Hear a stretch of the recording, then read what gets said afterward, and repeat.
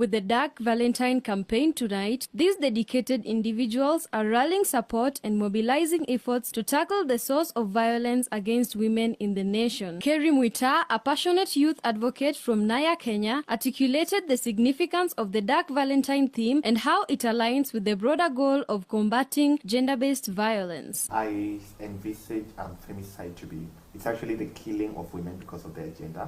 So basically perpetrators are taking advantage of a vulnerable group simply because maybe they cannot speak up for themselves.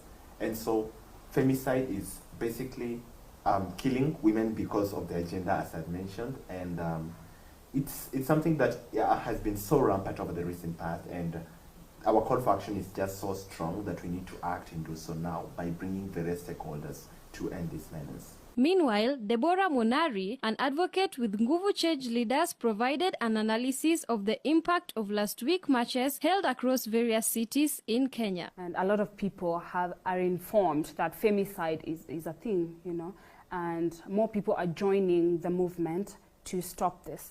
Because in the past, I think most people just see someone is dead, someone has been killed, but you don't really put a name to it, you don't recognize it as a very distinct crime. And this is one of the things that we are pushing for, to change some policies, have legal reforms to identify femicide as a very distinct crime that is very hateful, very misogynistic in nature, so that we can have in place a way to punish the perpetrators.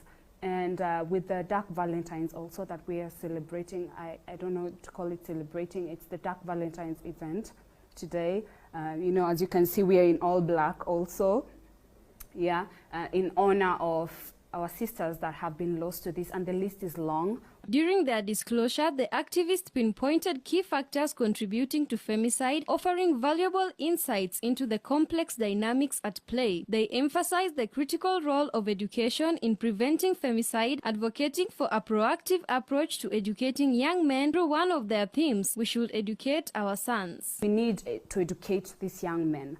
As I mentioned earlier, social media, there's a lot of pressure to blend in, and when people are making these ignorant comments, what is this young boy who's reading them thinking? It's okay if I rough up someone, it's okay if I murder someone because they, for instance, I don't know, they don't want me, or they dumped me, or I took them out for dinner and I feel like it's a waste of money, so I have a right to murder them. It's the little things that people normalize. So we need to educate people and tell them that this is wrong, this is actually not correct. Kerry, who is also a law student, highlighted the legal measures being taken against perpetrators of femicide, underlining the importance of accountability within the justice system. Deborah highlighted the often overlooked relationship between mental health issues and femicide, calling for greater awareness and support for mental well-being initiatives. Mental health, I believe,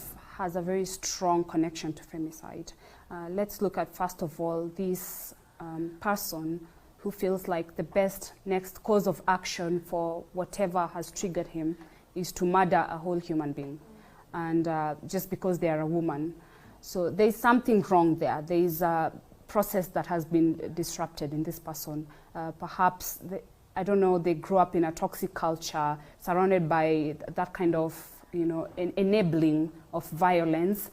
Perhaps they also grew in a violent household and they never got that trauma taken care of, and they feel like this is normal, or they have hatred towards women. As they chart their next steps in the campaign against femicide, the activists invite individuals to join their cause and become part of the team that aims to promote a safe space for women in the community at large. Reporting for Hope TV Newswatch, my name is Kate Andiego.